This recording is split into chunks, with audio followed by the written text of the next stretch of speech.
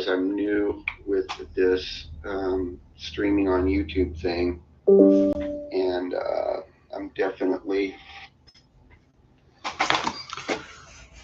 okay. So I lost the stream inadvertently on my phone, and just decided to go live from my desktop. Uh, if any of you are thinking about using YouTube as a live platform for streaming, you know, I have to say it's definitely got some things to be desired. There's some problems with it. Anyway, it's okay, like just to go live from your mobile phone. It's pretty good. But if you're planning to work from home, it's really confusing and it's hard to get your live stream started. So whatever viewers were trying to tune into me on that other live stream are just going to find nothing now probably. And if you are resourceful enough to just go to my channel and look and see if there's a live stream, you'll find me. So, but I'm considering this a total failure. You can try again next week, I guess. I don't know. See what I can do.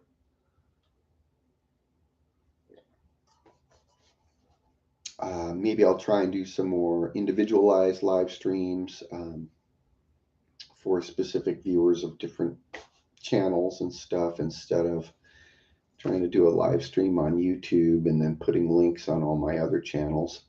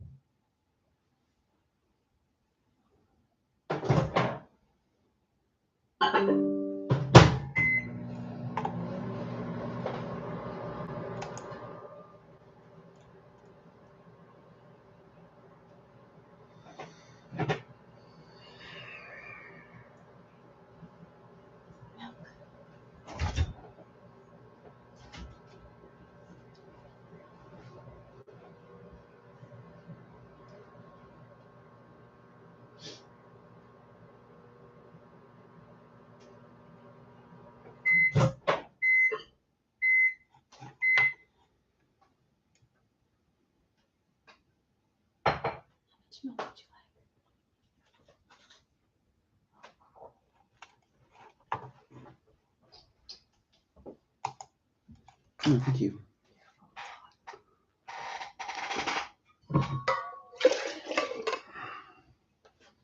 Oh, thanks.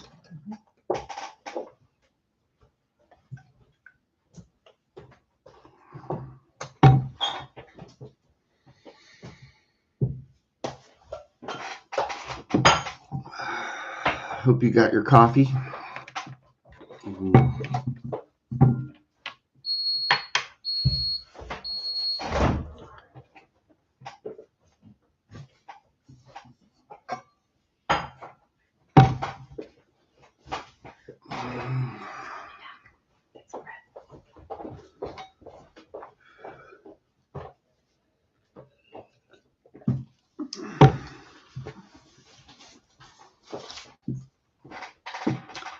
Welcome to the live stream. Good morning.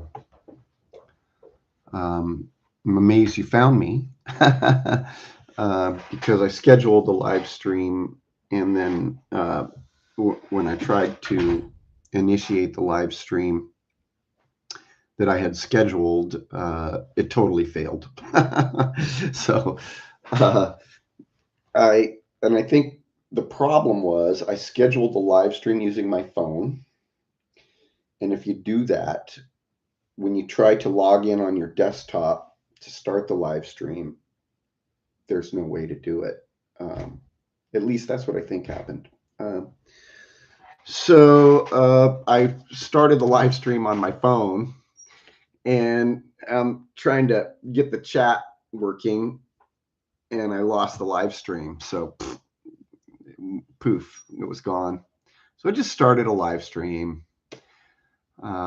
And I figured, well, if any of you really wanted to see my live stream, you'd click around on my channel enough to find this stream. So here I am.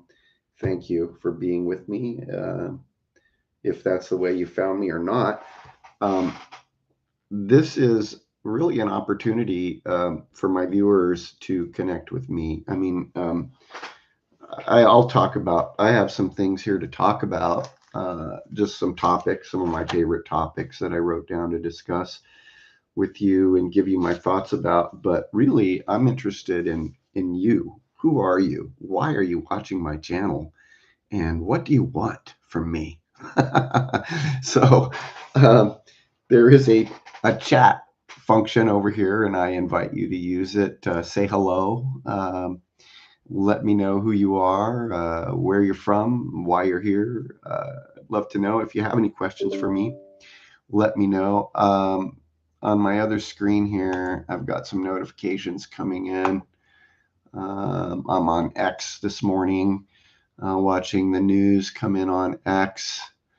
And I've been spending a lot of time on X lately. I kind of like what Elon Musk has done with Twitter. I had a Twitter account when Twitter first opened, but I never really used it. I mean, it was just more or less a ghost account that I would use to just to post links and stuff. But I never really got any replies, or didn't seem like anybody ever looked at my Twitter channel. But after Elon took over, I noticed that I started getting some engagement on that channel, and I think I was being blacklisted. I think they had just shut me down, like too much disturbing political speech, too much controversial stuff, and they just decided to quiet my Twitter account.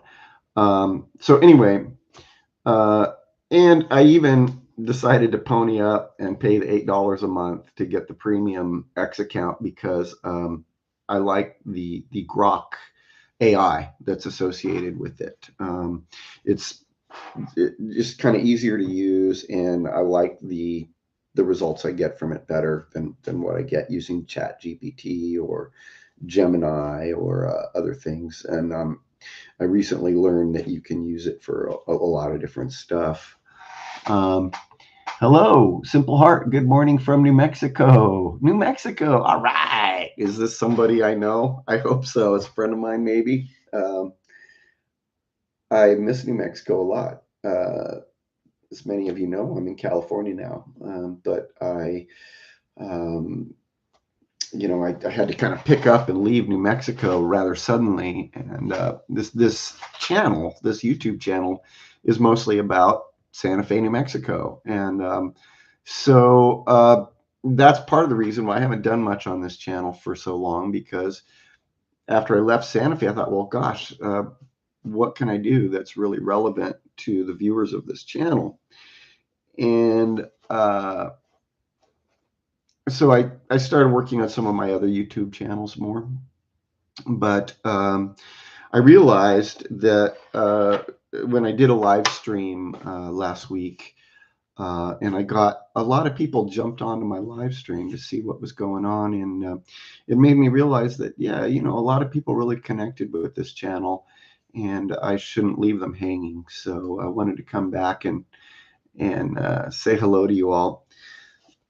Good morning, and I hope you're having some coffee with me. Been a lot going on. I kind of expected some followers, fans of my father's, to tune in on this channel this morning, because I posted a link to the stream I had scheduled on my father's Facebook page. A lot of you probably don't know, my father's a famous artist, and so he has a lot of fans, and he has a Facebook page. And my father's incapacitated right now, unfortunately, with Alzheimer's disease. And I've taken over his Facebook page, and I've been managing it for him, mostly just posting old family photos and stuff like that. But he has some fans there, and they're kind of curious about him and what's going on with him. And so I posted a link for them to tune in and get to know me a little bit better. And I'm hoping that some of you are out there this morning watching. If so, I would love to hear from you. Say hello, please, in the chat window, and let me know how you're doing. I can type in the chat window too.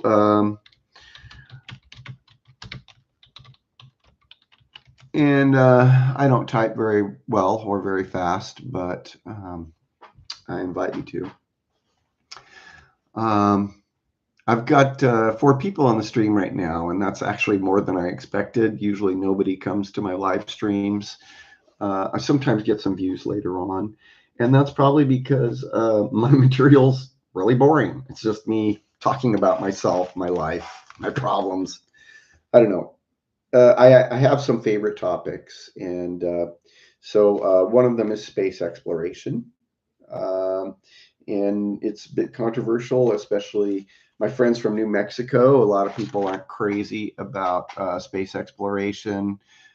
There's a big sentiment that we should, solve our problems here on Earth before we go mucking around in space. I disagree with that. I don't think we'll ever solve our problems on Earth, and I believe the solutions to our problems on Earth will be found in space. So if we want to survive as a species, we need to colonize space. There's no other option. If we remain on planet Earth, eventually we will become extinct, and no one will ever know we were here. So space exploration, one of my favorite topics. I'd love to hear your comments on that. Religion and superstition. Again, Santa Fe. I'm from Santa Fe. Well, I wasn't born there, but I'm typically thought of as a Santa Fean. I spent most of my life there. Consider it my hometown. It's where most of the people I know, most of my friends are. So it's a very Santa Fe, holy faith. It's a religious place. People go there because they're spiritual and they want to find their spiritual self. So we get a lot of Californians moving to Santa Fe, New Agers, that want to learn Reiki and polarity therapy and things like that. Get their doctors of Oriental medicine and, kind of a hippie enclave, I guess, if you could call it that. There's really no hippies left. They died out a long time ago. But yeah, Santa Fe is a very spiritual place, and people tend to be rather, in my opinion, superstitious there. So, and I was too. I was superstitious. My mother exposed me to a lot of different religions when I was young. She was very superstitious. She taught me prayer. She believed in prayer.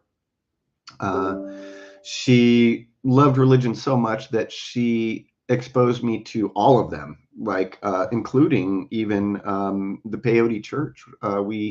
When I was a child, we were hanging out with the elders of the Hopi Nation and doing peyote ceremonies all night and stuff. And so I'm by no means a stranger. And growing up in Santa Fe, you can't avoid it. Everybody's a psychic, energy healer, a light healer, something like that. So you're immersed in that. And and I was. And mom gave me a lot of those kind of books to read, Tao of Physics, dad was into it too, Richard Bachman, a lot of those kind of books. Siddhartha, Herman Hesse. So I grew up being very spiritual. And it wasn't really until college that I realized that, spirituality basically means superstition. So I'm not superstitious. I don't believe in prayer. I believe that, prayer might serve some purpose for you as an individual. Maybe it helps you to meditate or to focus your thoughts or just to, quiet your mind, whatever.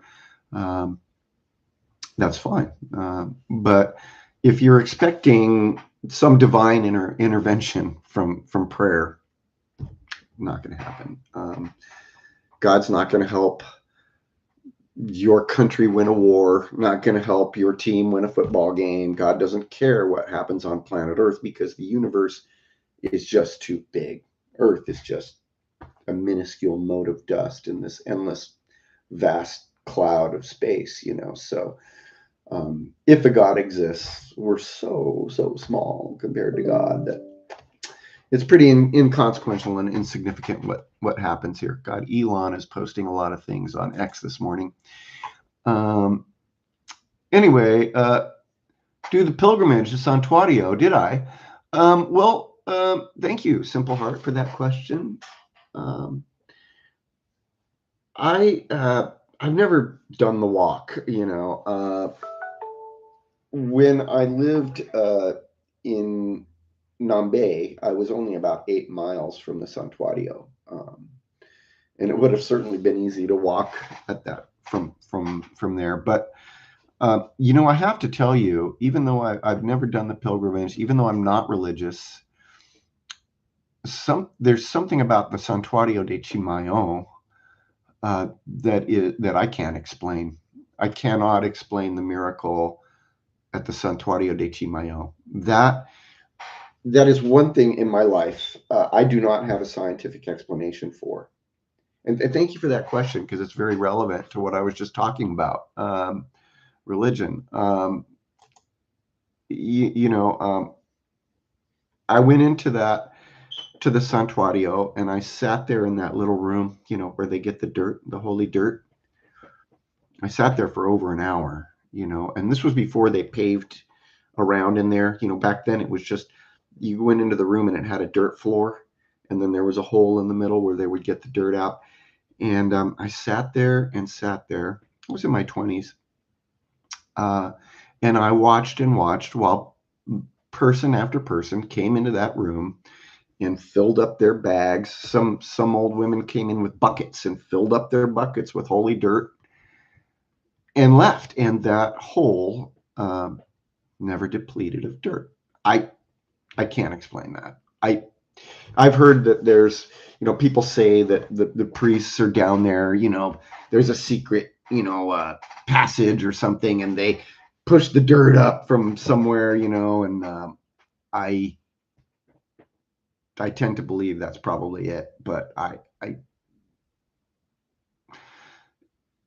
can't explain it. That's one thing in my life I cannot explain.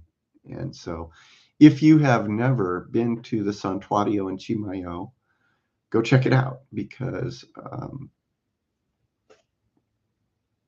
you will be amazed. Get some holy dirt, sit in there for a while, and experience that. I know there probably is some scientific explanation for why that dirt propels itself up through that hole, but I don't know.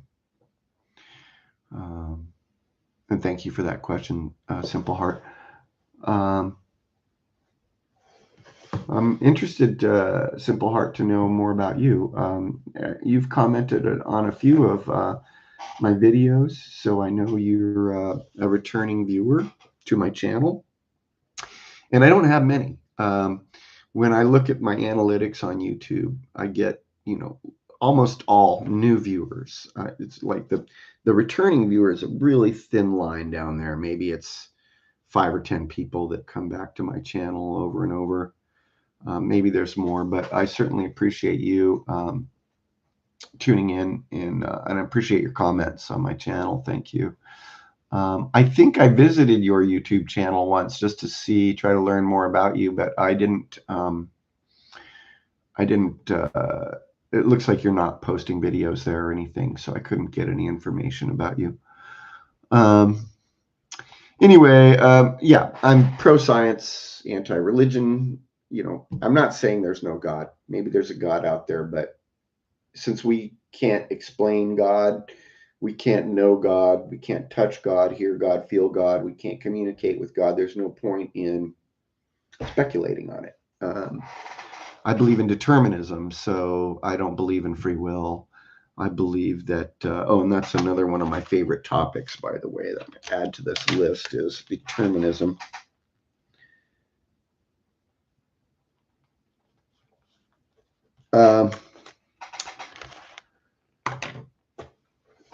It would be nice to believe that we have free will and that we make choices in our lives, but and I used to believe we did, but after really looking at the science behind it, I can't see that. We're all connected to the universe. We're part of the universe. Our atoms and molecules obey the same laws that the rest of the universe does. We're part of the universe. We are biological creatures through which the universe may view itself and contemplate its own existence, which seems a little miraculous in and of itself. But we have no choice but to react to our environment according to our biological programming. If we get cold, we put on a jacket, or we turn up the heat, or we find somewhere warm.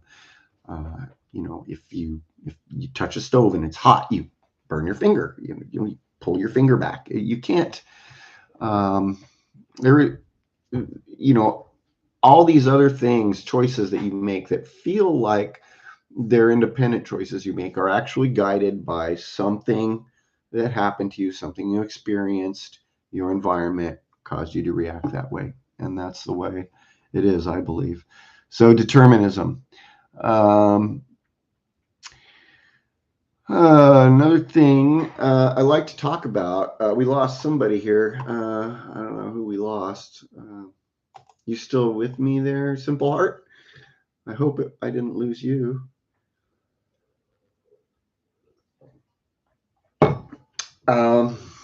Let's see here.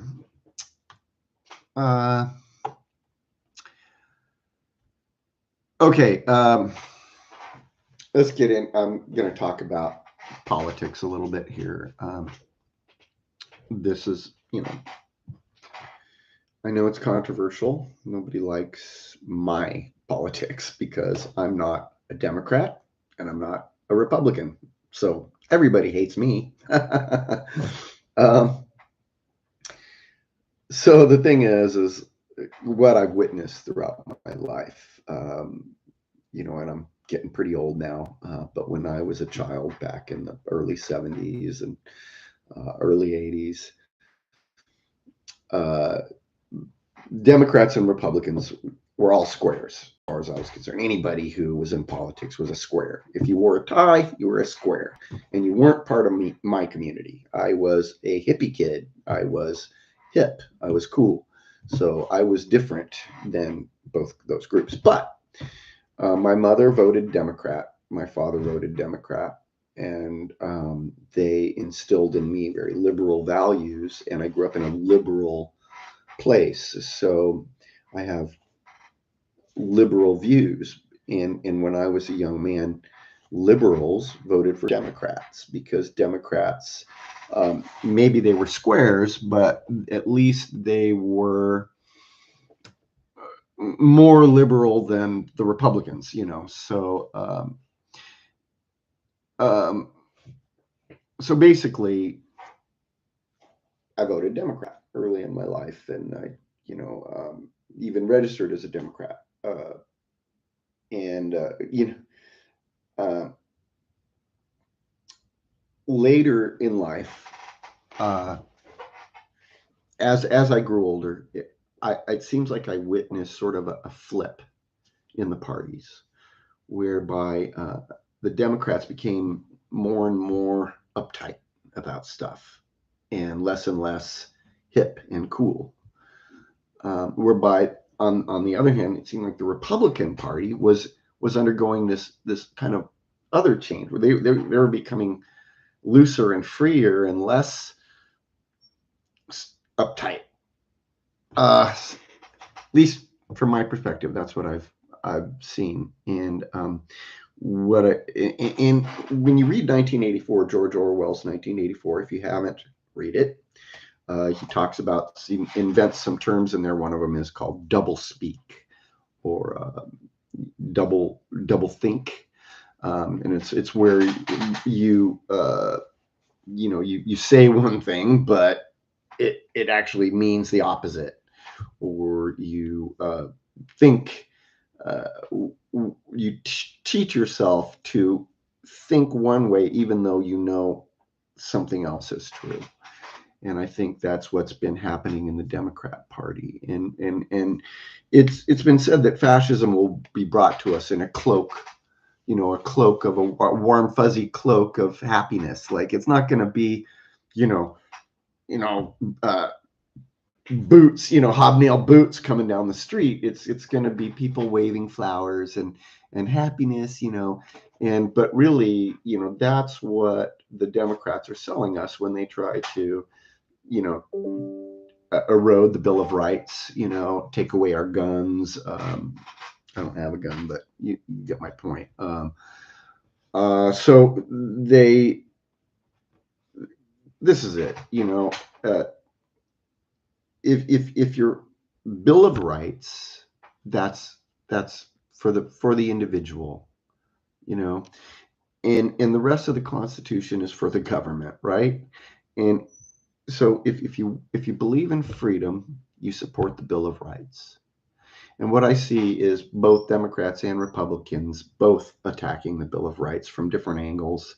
So they have different ideas about which rights should be taken away. But mostly, it seems to me like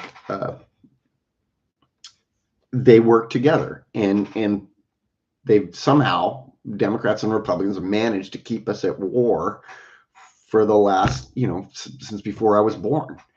And so they're doing something wrong. And what this country needs is a third party to shake up that two-party dynamic, because the way they're doing it, they just tack the boat back and forth, but they keep going right down the war road.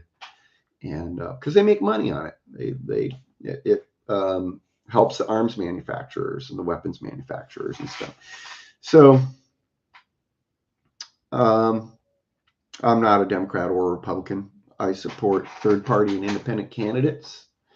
And I think that we all should just get out of the herd thinking and jump out of the box, and let's grow a third party to break up that two-party dynamic. It's more important than any current election. Current election, I don't really care. Trump, Harris doesn't make a big difference to me. They're both authoritarian, right-wing authoritarians, so it doesn't make a huge difference. Would love to get some more comments, or find out who's watching here. Would love to know more about you guys.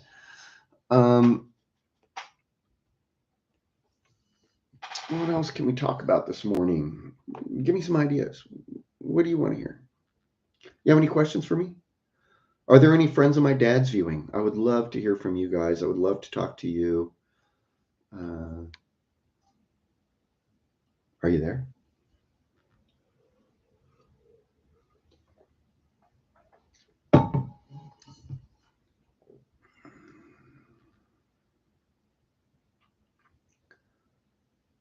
Give me something, people.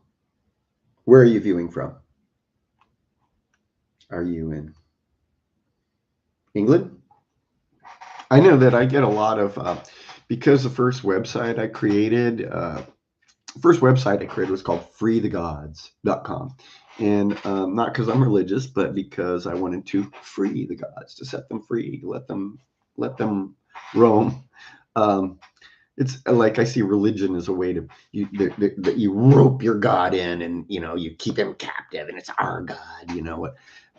So free the gods was kind of like let go of the religion kind of idea. But so anyway, I couldn't think of a great domain name. Free the gods. I think I was drunk or something, and created this website, and I had posted this image of Lord Krishna on the website or something. And for some reason, early on in my experimentation with the internet, and the internet was so new back then, I was getting a lot of traffic from India. So India is closely connected with England. I guess was getting some hits out of England. So I get viewers out of India and out of England. Would love it if you guys wanted to say something to me over here. Give me a hello. Just post an emoji, anything. Give me a like, a love, a hate. Maybe you don't like me. A lot of people don't like me. And I'm always wanting to hear about that too. It's like, it's so funny because a lot of people don't like me, but few people will tell me they don't like me. Maybe I'm a little scary. I don't think I am. I don't know why. I'm not typically aggressive or violent person. I've never, I don't get into a lot of altercations or anything like that. But I guess maybe people just don't want to piss me off. I don't know. I'm not easy to piss off either. I mean, I'm pretty easygoing. You generally have to really be trying to make me angry, and unfortunately, some people seem to enjoy making me angry. Anyway, I want to know what you think. Am I just some kind of schmuck? If so, please tell me I'm a schmuck. I want to hear it. I was doing this, I did a video not that long ago about racism because I had detected that there was some bias, inherent bias in the AI program I was using.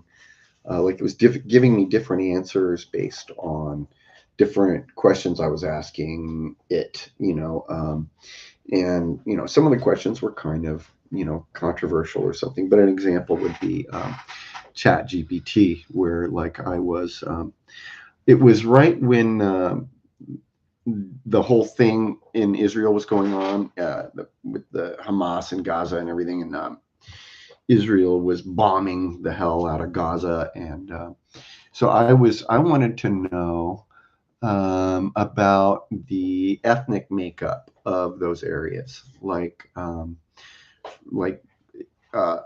how different are Israelis and Palestinians? Are they really that ethnically different?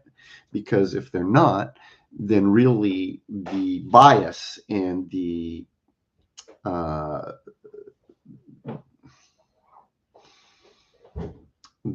avarice between those two groups is not being caused by ethnic or a racial divide, but by a religious divide. So I wanted to know, how genetically different are they? And so I asked AI, what's the genetic differences between an Israeli and a Palestinian? And instead of giving me a straight answer or giving me information about where to look for those kind of statistics, it decided to give me a lecture on the political correctness of, labeling groups and sort of.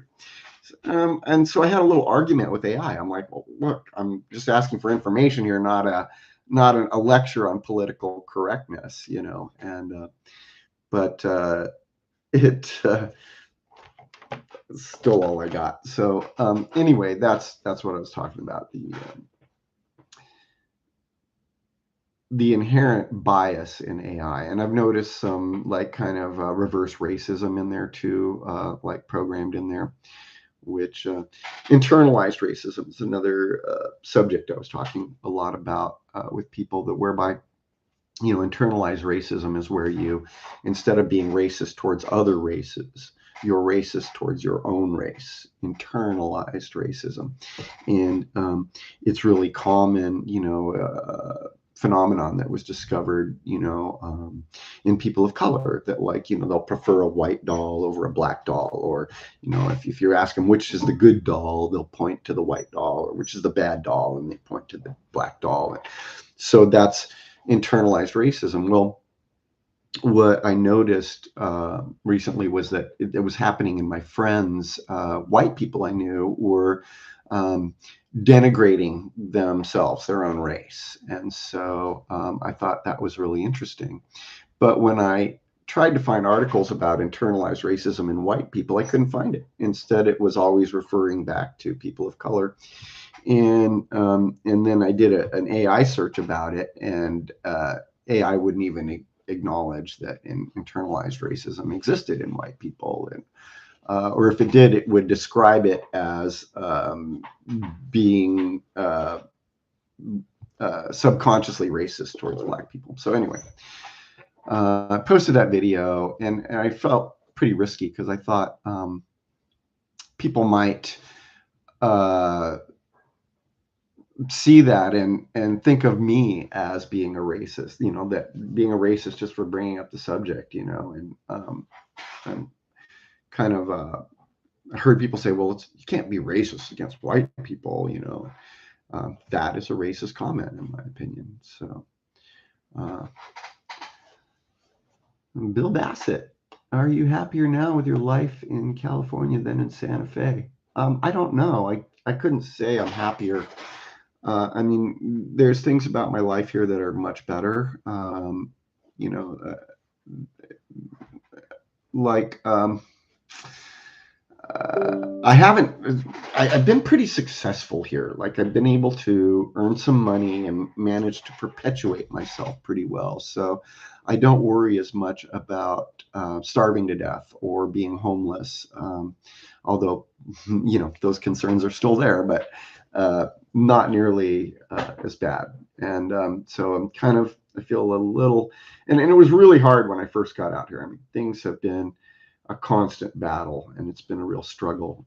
But in general, I'm pretty happy here, for the most part.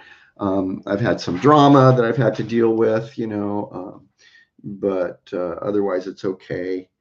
I've had a hard time staying employed here, which is weird. I mean, I find work pretty easily, but keeping work has not been good. But I've never been good at keeping work. So, but yeah, things about my life are much better, and but I'm still just kind of still trying to settle down, because like just before I left Santa Fe, I had finally really stabilized my life, and I was really, and I felt in a good, stable position, a good situation. I had a nice apartment downtown, a good job. I only had to work 20 hours a week, and then I could work on my other projects like this YouTube channel and my own private business ventures and things like that. So I was in a great place. And so it was really hard to tear all that apart and jump in my truck and drive out here. And I've really had to start from scratch again. And so I feel like I'm still not fully stabilized yet, you know. And my whole life has been that. I've always wanted some kind of stability in my life, and it seems like it's just not in the cards for me. Every time I feel like it's starting to stabilize, something happens, some kind of emergency, and I've got to jump. So uh, that's the way it's been. Thank you for that question, Bill Bassett. Appreciate you. Thank you all for tuning in. I think I'm going to go ahead and wrap this up. I've been streaming now for almost 45 minutes. Thank you all for tuning in. If stick with this channel to follow up on further developments, go check out my website, freethegods.com. If you want to learn more about me and find more material, please, if you've watched this video this long, might as well just subscribe to my channel. Subscribe to the channel, like and share. Maybe you have a Facebook group that you think would be interested in something I've talked about. Share the video to the Facebook group. Thank you all, and let's tune in again. Let's do this again soon. I'm really liking the live stream format, and I will get better with the technical aspect of it. So it's a little tricky at first, but thanks for your patience and thanks for bearing with me. And I'll see you all in the next live stream. If I can figure out how to end the stream. Oh yeah, here we go. Okay, bye.